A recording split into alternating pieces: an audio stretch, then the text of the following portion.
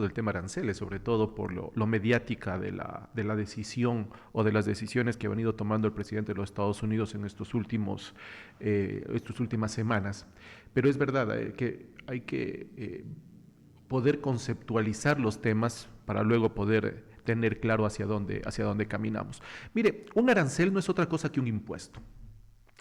Eh, un impuesto a los productos que entran a un país. Ese es el concepto de arancel. Ahora, ¿desde cuándo hay aranceles? Fíjese que estaba revisando y los aranceles surgen 2000 años antes de Cristo, es decir, hace 4000 años ya teníamos aranceles y nacen en Mesopotamia.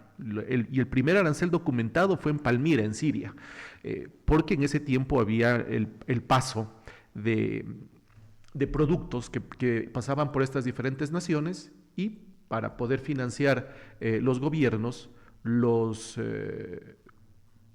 quienes estaban al frente definieron estos tributos. Y también habían tributos en las culturas ancestrales de América. Ellos también generaban tributos entre sus diferentes culturas. Los romanos fueron quien, bueno, tenemos mucho de la filosofía y de la estructura del gobierno, de los estados actuales en el mundo, viene de Roma, ¿no? Del estado romano. Por ejemplo, el derecho romano es el que nos rige, y también la forma de gobierno. El financiamiento principal de un gobierno, de un estado, es a través de impuestos. Entonces, los aranceles no son otra cosa que impuestos que se cobran a productos extranjeros que entran a un país.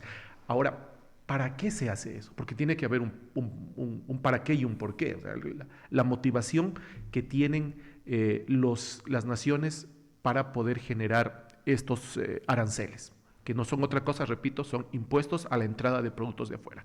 Normalmente son bajo dos condiciones.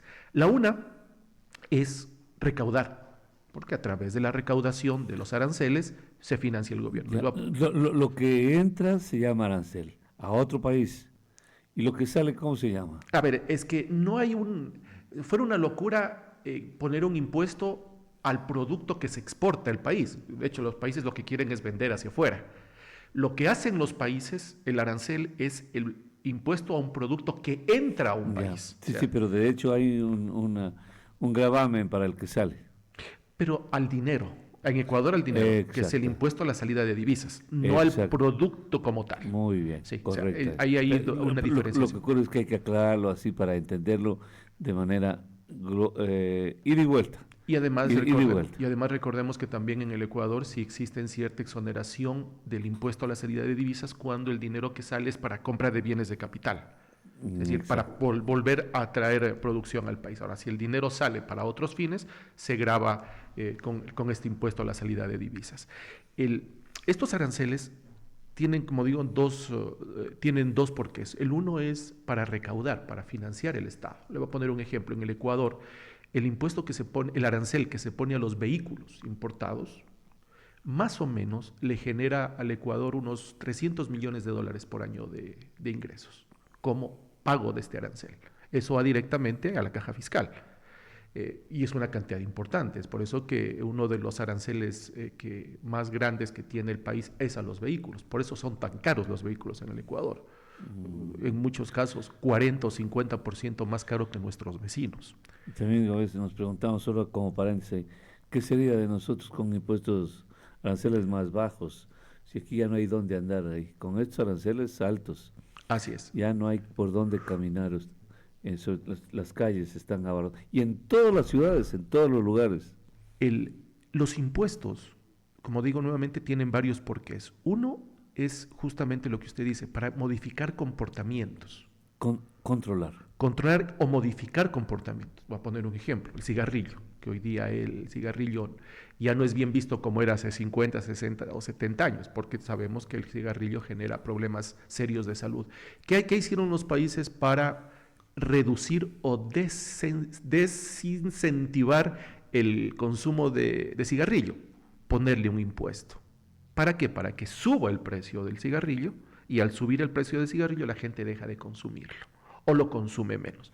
Funciona en algunos productos, en otros no. Hay otros inelásticos donde la gente no deja de consumir. Pero bueno, regresando al tema de aranceles, una de las razones para poner un arancel es recaudar. Pero el otro es en teoría, y esto lo voy a poner en mayúsculas, y ese es que quizás sea el tema de discusión más importante hoy. El otro tema es para proteger la industria nacional. Ese es el punto, me dicen este rato de los Estados Unidos. ¿Qué es lo que hace Estados Unidos? ¿Por qué proteger la industria nacional? Porque los países tienen sus propias características. Está claro que en el mundo todo se mueve en base a mercado. Si yo tengo la posibilidad de vender un producto, yo lo produzco. Y si yo lo produzco, necesito maquinaria, que alguien más la produce, necesito mano de obra, con lo cual genero empleo, y necesito insumos que alguien me los provee. Es decir, el mundo se mueve en base al mercado. Y en el mercado, si un producto de similar característica viene de fuera, pero es más barato el que viene de fuera, la gente va a preferir comprar el producto que viene de fuera que el producto local. ¿Qué está haciendo? Está haciendo que la empresa o la industria local esté en desventaja en el mercado con respecto a la de fuera. ¿Por qué? Porque tiene otras características. Para ellos producir puede ser más barato, primero porque son más grandes, eso se llama economía de escala, porque tienen mejores condiciones tecnológicas, mejor infraestructura competitiva, tienen créditos más baratos, es decir, hay muchas variables que puede hacer que esa industria que está afuera haga que el producto llegue más barato que lo que se produce a nivel nacional. Entonces, ¿qué se dicen los gobiernos? No, nosotros tenemos que proteger alguna industria nacional para que la gente le compre el producto. Si aquí lo vendemos a $1 y afuera viene a 50 centavos, la gente va a preferir el de 50 centavos. Entonces dice, no, le vamos a poner un arancel del 100% para que aquí llegue en el mercado igual a $1 y la gente decida en igualdad de precio que comprar. Esto genera cierta discrepancia. ¿Por qué? Porque unos dicen, está bien, protejamos la industria nacional, pero otros dicen, ¿por qué tenemos que, entre comillas, tapar ineficiencias de la industria nacional frente a lo que hacen bien afuera? El mundo es de equilibrios, Freddy. Hay que manejar siempre equilibrios. En algunos casos es verdad, tenemos que hacer que la industria nacional sea más competitiva porque afuera tiene que competir ya sin estas distorsiones del mercado que son los aranceles. Pero en otro caso hay cierta industria que no tiene las posibilidades en el corto plazo de llegar a convertirse en un competidor al mismo nivel de fuera. Entonces tienen que haber procesos que vayan haciendo que crezca esta eficiencia, esta competitividad, esta productividad en el mediano plazo para que pueda llegar a mercados internacionales. Entonces, los aranceles, en otras palabras, generan ese equilibrio, buscan generar una competencia protegiendo la industria nacional, pero también no complicando mucho al consumidor, porque, seamos sinceros, cuando sube un arancel, sube ¿quién paga el costo que el arancel genera? El consumidor final. Y eso también en un país genera ciertas complicaciones. Esto es básicamente, muy rápidamente, el concepto de lo que es un arancel y cómo funciona en las economías. Claro, permítame pasar esta llamada telefónica. Buenos días, le escuchamos. Adelante, buenos días. Muy buenos días, Freddy. Quisiera dar una opinión sobre lo que está hablando su entrevistado, sobre lo que dice de que los impuestos también sirven para modificar comportamiento. Hay que recordar que eso es lo que hizo exactamente Rafael Correa con los tabacos en Ecuador. Dijo que subiéndole los precios la gente va a dejar de fumar, perdón. Y no pasó eso. Lo que pasó es que el contrabando viene en tabacos chinos y la empresa nacional quebró. Entonces es muy peligroso, yo creo, que poner impuestos. Y ahora, haciendo un análisis frío de sus palabras, dice que no es bueno que la gente pobre tenga más carros. ¿Por qué? O sea, si, digamos, usted ya tiene el privilegio de tener un vehículo, yo creo que todas las personas anhelan tener un vehículo. ¿Por qué decir que ponerles impuestos para que ellos no puedan acceder a un vehículo? Eso yo pienso que es antidemocrático. En lo personal pienso que los impuestos perjudican al pueblo y benefician a los políticos, que son los que manejan el dinero de esos impuestos, Freddy. Buen día. Claro, solo que hay un asunto, amigo. Usted que es un hombre ponderado. ¿En qué momento dije que los pobres no pueden comprar carro? Fíjese cómo es la vida, ¿no? En un minuto me distorsionó. lo que le acabo de decir. Si aún así estamos atestados en las calles de caros, ¿cómo será con impuestos más baratos? Nada más, ni una palabra más, ni una sílaba más. ¿A dónde metía a los pobres? ¿Los mete usted? Fíjese, usted de manera cómplice con el gobierno con que lo quiere meter a eso. ¿En qué momento dije revise ahí la grabación y ofrezca disculpas, amigo? De repente hay que ser así también honestitos. ¿Por qué me complica la vida a mí diciendo palabras poniéndome palabras en la boca que no he dicho? Solo le digo al economista, porque es una reflexión real y la repito. Si aún con los impuestos altos estamos atestados de vehículos, ¿cómo será con impuestos bajos? Y le digo, y es en todo el territorio ecuatoriano. Y de ahí se derivarían otras reflexiones. Por ejemplo, Loja no tiene calles, avenidas que descongestionen, amplias para parqueos, para correr rápido, moverse de un lado a otro. Esta es una ciudad pequeña, encajonada. Solo eso estoy haciendo una reflexión. No estoy diciendo absolutamente nada. ¿En qué momento dice que tengo privilegio de tener carro, amigo? ¿En qué momento dije eso? A ver, ¿por qué amanece así tan agresivo y sobre todo faltando a la verdad, amigo? Yo lo escucho siempre a usted, no sé quién es, pero lo he visto ponderado, pero esta vez lo he visto totalmente agresivo, distorsionado en la opinión, ¿no? No nos haga eso. Jamás. Cuando lo decimos y asumimos, así sea por error, por lo que sea, pero lo asumimos. Pero ¿en qué momento dije eso? Para que vea en un minuto cómo es hablar. Hablar es una cosa bien delicada. Él ya le agregó más y le puso más y lo incendió más y lo distorsionó todo. Imagínense, y por eso uno mejor debe estar como Suso aquí. Debe ser Suso, economista. Dejarlo que hable y hable usted, que exponga y no abrir la boca, porque enseguida el ciudadano ya me distorsionó la reflexión, que solo es una reflexión que hace un amigo. ¿En dónde está el problema? Economista. Y eso, lo que entiendo, o sea, en principio uno no puede entender, por ejemplo, Trump, ¿por qué hacía eso? Porque todo el mundo se iba a Bangladesh, en Bangladesh, que es la capital de la pobreza del mundo, donde fabrica la ropa más barata del planeta Tierra. Pero vaya a ver las condiciones de vida. No, son terribles. Son infrahumanas. Sí, señor. Son infrahumanas, economista. ¿O no es verdad eso? Sí, a ver, solo como para poder aclarar también el criterio que dijo la persona que llamó. A ver, los impuestos sí modifican comportamientos. Sin embargo, y es lo que dije, tiene que verse el tipo de producto al que se lo hace. Hay unos productos que se denominan inelásticos. ¿Qué significa esto? Son productos que no se comportan de la misma manera según la ley de oferta y demanda. Le voy a poner un ejemplo. El licor. Para las personas que les gusta el licor, que les gusta beber, si les suben el precio del licor, y eso está comprobado con estadísticas, no dejan de consumir licor. Lo que hacen es migrar a un licor más barato, que normalmente es clandestino, de menor calidad. Por eso cuando se suben aranceles o se suben impuestos a licores, es un tema de salud pública.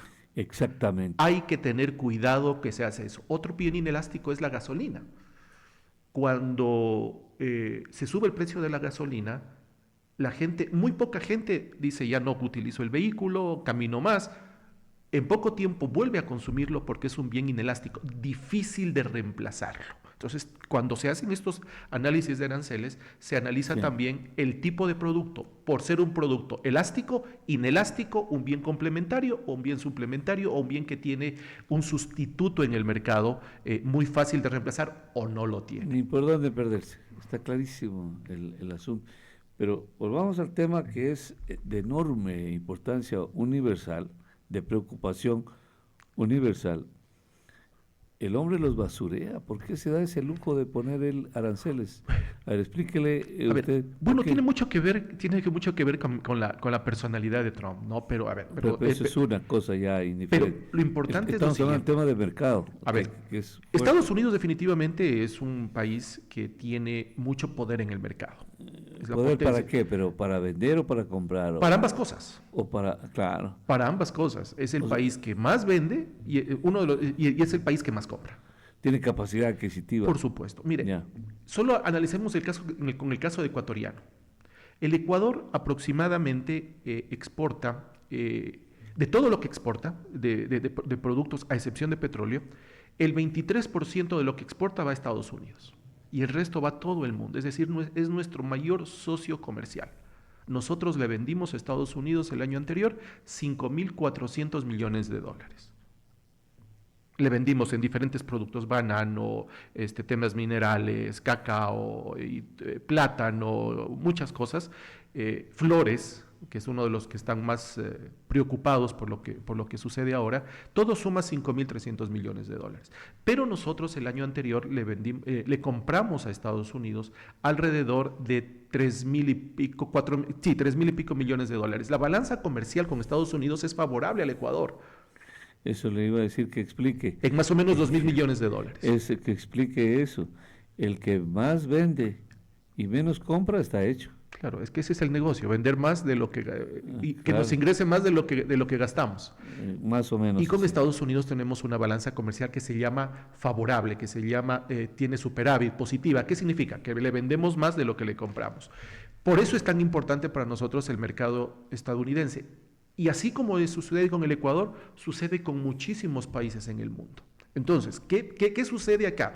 Bueno, existen muchos equilibrios, muchos tratados. Se creó este grupo que manejaba la parte de comercio exterior en el 94 que se llamó el GATT, G-A-T-T, que luego migró a ser la OMC, que es la Organización Mundial de Comercio, donde existen ciertas normativas que rige y que busca, entre comillas, un equilibrio en el comercio internacional. Pero ese equilibrio siempre ha sido desequilibrado, seamos sinceros, porque hay diferentes circunstancias. ¿Qué están haciendo ahora? Sí está presionando a Estados Unidos con la finalidad de poder hacer que se cumpla su propuesta. Está muy claro lo que quiere el presidente Trump, que en teoría no está mal, pero las formas son las que complican muchísimo y puede generar que él estalle en la cara una bomba a él mismo. ¿Qué es lo que busca? Busca fortalecer la industria nacional dentro de los Estados Unidos. Solo tomemos el caso de los vehículos. Durante décadas, desde que se inventó el auto hasta finales del siglo anterior, 1998-99, ¿quién era el mayor fabricante y vendedor de autos en el mundo? Era General Motors, norteamericano. Hoy día el tablero ha cambiado tanto que ¿quiénes son los mayores fabricantes y vendedores de vehículos en el mundo? Los chinos. Los chinos. O sea, y es más, las diferentes marcas europeas y otras se han tenido que aliar con China para poder tener buenos precios. ¿Por qué? Porque todo viene de los costos.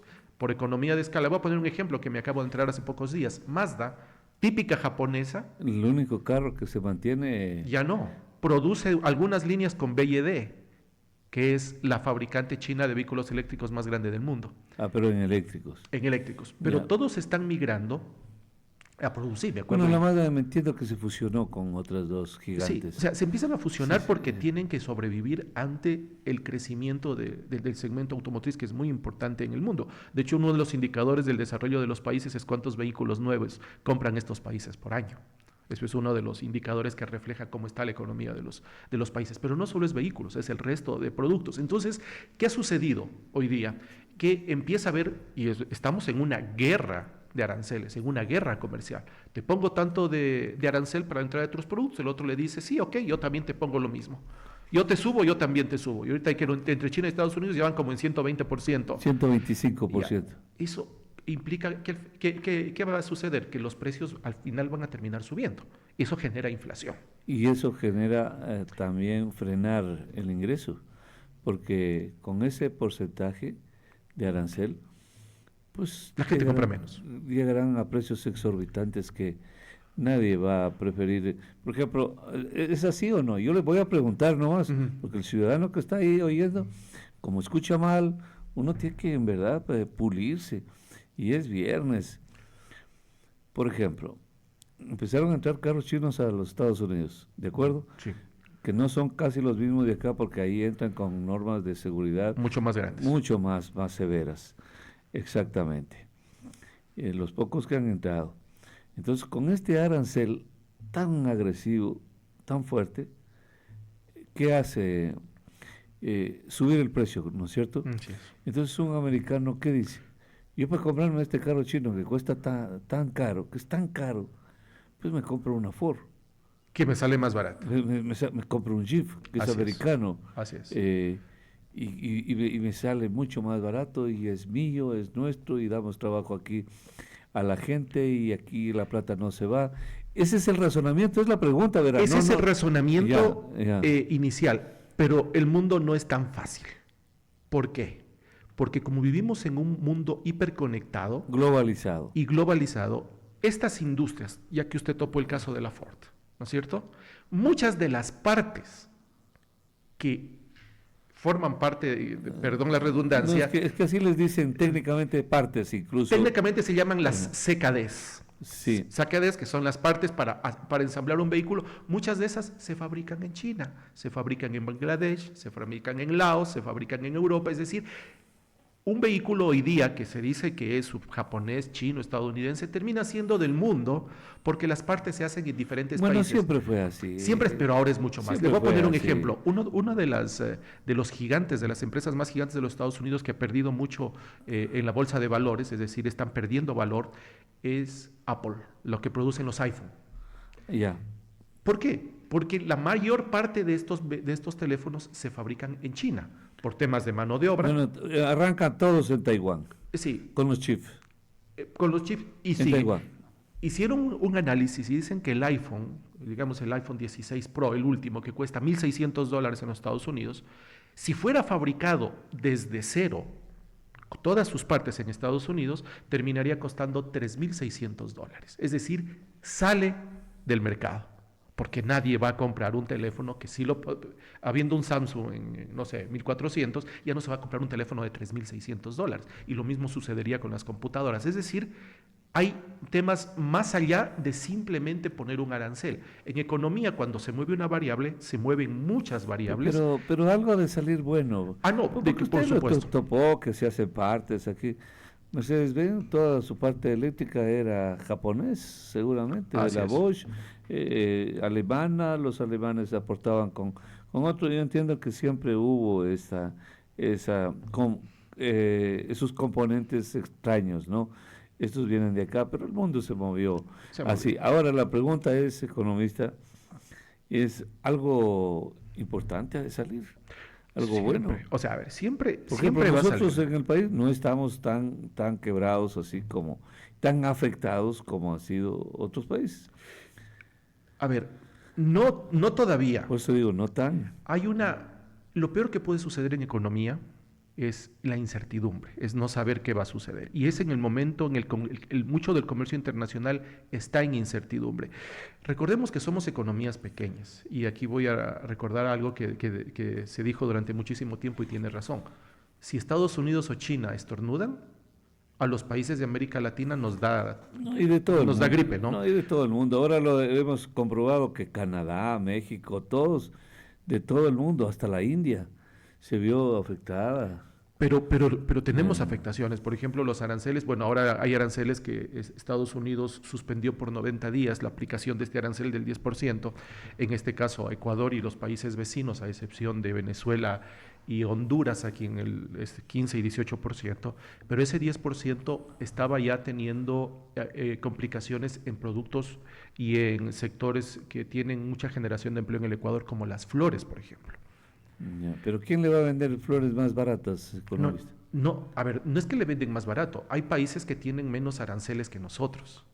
Las flores tenían un 7% de aranceles. ¿Qué país tiene menos arancel que el Ecuador? Por ejemplo, Colombia, por ejemplo, Centroamérica, porque tienen tratados comerciales. Ah, ya, claro. Y ese es un problema Los que nosotros TLCs, tenemos. vamos, claro. No, es que hay una diferencia. Incluso México. Mire, Pero estuve no tienen para todos. Mire, estuve en una radio y alguien también preguntaba y decía, pero los tratados de libre comercio no siempre son buenos. Ojo, yo no dije tratados de libre comercio, dije tratados comerciales. Hay una diferencia. El tratado de libre comercio es abrir el mercado para que entre y salga todo. Los tratados de comercio buscan proteger ciertos rubros que se llaman partidas. Son más puntuales. Son específicos. Por eso mismo. Por ejemplo, mire el tratado con China hicieron que ciertas partidas, sobre todo de manufactura, no entren dentro del tratado porque hubiera matado la industria nacional, sobre todo la del centro del país. Por eso hay que ser muy prolijos cuando se hace un tratado comercial, porque hay que definir cuál va a ser el impacto que tiene dentro. Buscamos nosotros abrir mercados, eso es verdad. Si queremos vender afuera, también tenemos que permitir que el otro país venda acá. Economista, dos cosas. Toda la vida el grande, el comprador, siempre impondrá sus condiciones. Tiene poder de mercado. Obviamente, eso no nos vamos a... el señor que vende la señora que vende las lechugas de Chuquibamba sabe. O sea, que si no le compra rápido las lechugas, se pierde y consecuencia dice, te doy tanto y si no cojo mis 4 maletas y me largo a comprar otro y le tiene que vender a veces. Es decir, la sartén por el mango la tiene el comprador, siempre. Cuando hay productos que no son necesariamente exclusivos, únicos, supongo, ¿no? Siempre habrá algo más que hablar, algo más que hablar. Sí. Muy bien, en eso no nos vamos a perder. ¿Por qué cree que usted que los chinos se están yendo de España? Pues es una estampida. Todos los chinos que hacían comercio en España corren y a ser serio, pero bueno, se están yendo a su país, se están repatriando. ¿Por qué?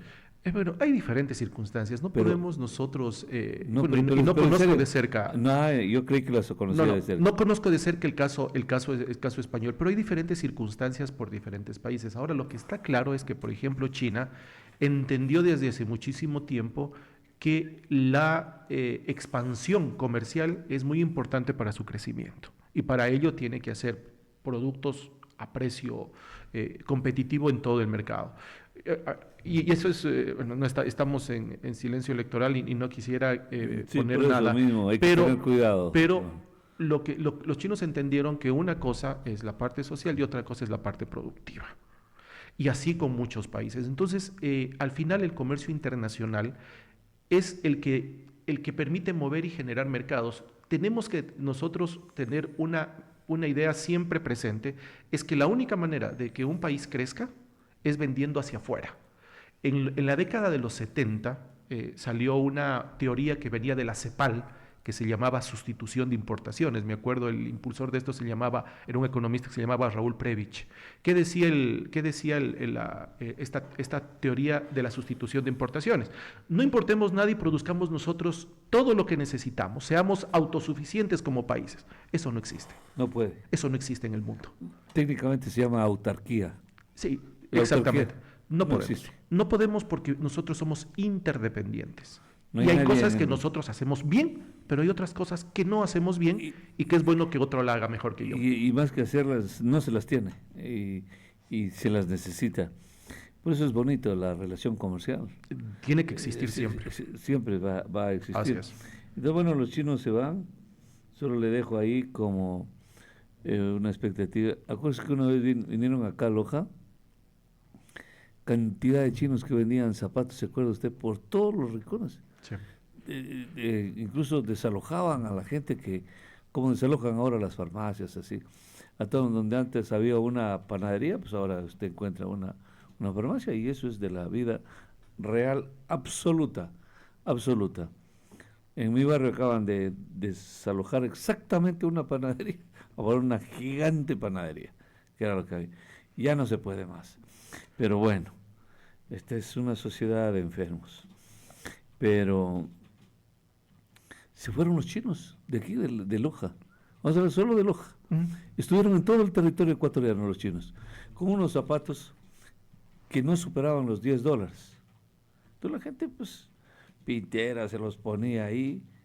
A la media cuadra se quedaba la suela en la calle. Pero eso era en serio.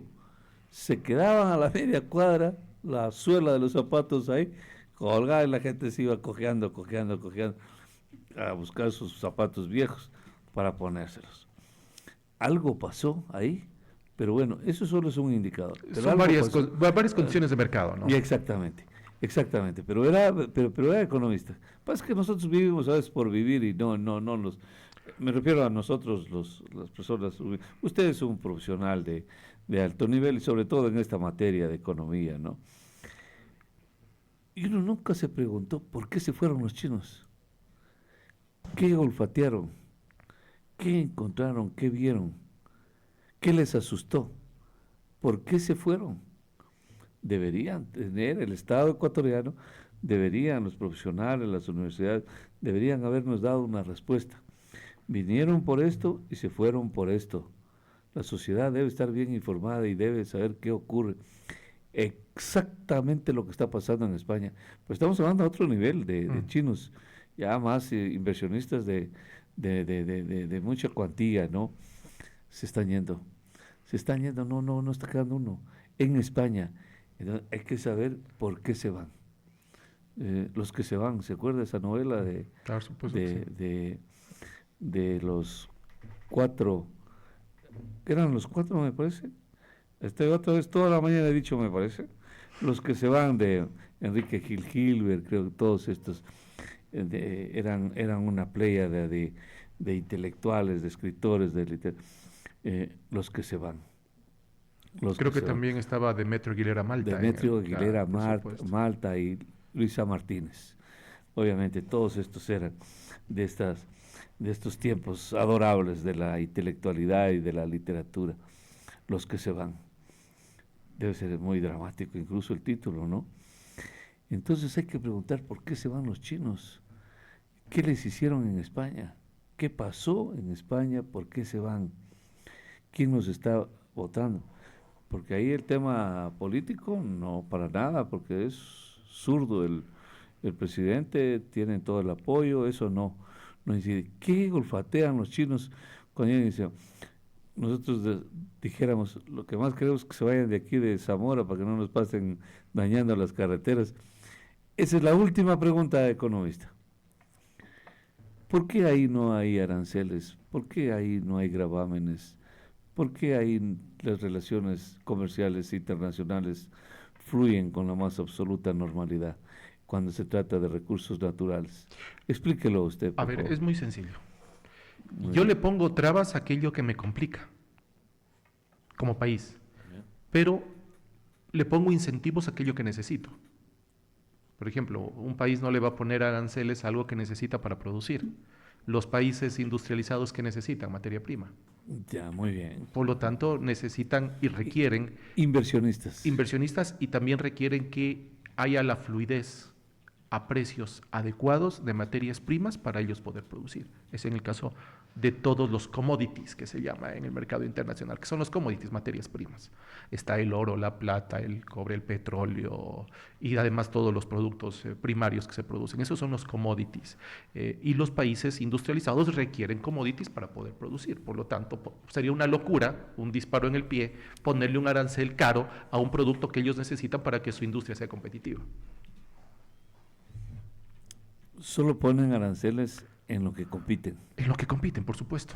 En lo que compiten. Si yo soy un productor de pan, pusimos el caso, ¿no es cierto? Y la harina no la produce este país, sería una locura que yo le ponga un arancel a la harina, porque la harina viene cara y mi pan sale más caro y no puede competir con otro pan de otro lado. Entonces, dependiendo de la situación estratégica, geopolítica, de mercado, los países ponen aranceles a lo que consideran que compite y complica a su industria nacional. Pues si el pan está caro, podríamos comprar roscas. Por ejemplo. Buenos días, 725-400. La última llamada, la escuchamos. Adelante. Buenos días. Una preguntita de economista. ¿Qué hay con la ley del consumidor? Que poco tenemos esa cultura de reclamo a la mala calidad. No sé cómo pueda funcionar eso en la dinámica comercial. No, muy bien. Es que, a ver, al final, muy bien. Es que al final la calidad es muy importante para ser competitivos. El precio, lo que usted decía, el caso de esos zapatos chinos de hace años, el precio manda por una primera vez, pero si el producto no es de calidad, la gente deja de comprarlo. Claro. O sea, la calidad siempre tiene que estar presente. Y es lo que la industria nacional y la industria siempre busca. Busca ser competitivos manteniendo estándares de calidad que le permitan llegar a otro tipo de mercados. Claro, y la ley de defensa al consumidor está allí donde la gente puede reclamar por la mala calidad de un producto.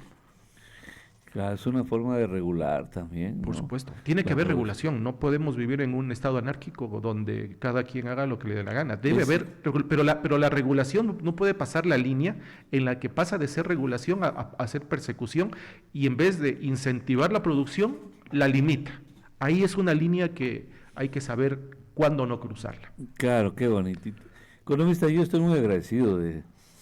Teníamos pendiente desde hace varios Sí, días sí, sí. esta Y entrevista. por culpa mía no lo pudimos hacer, Qué, es verdad. qué interesante, porque sí necesitábamos mayor ilustración de lo que es estas aranceles. ¿Por qué se ha oído tanto? ¿Qué manera de haber bronca en el mundo? Pero ni se despeina Donald Trump clavándoles aranceles a todo el mundo. Y les dice horrores.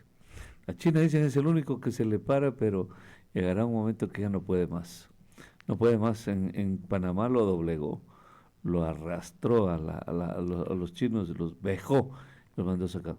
Y en el tema comercial hará lo mismo.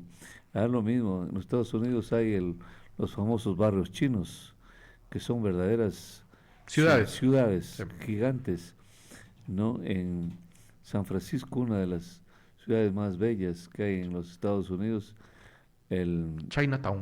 Chinatown es y hay de todo ahí, ¿no? Y hay de todo. Y esta gente no sé qué irán a hacer.